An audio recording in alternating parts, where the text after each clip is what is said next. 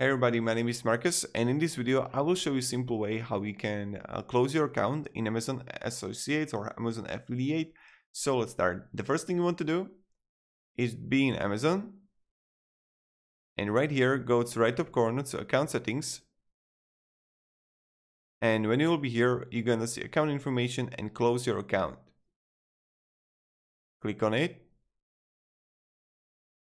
and here okay, tell us why you're closing your account. I'm not earning enough. I want to get paid by the balance amount on my account. I'm getting too many emails or others. So you just choose a reason why you want to close your account.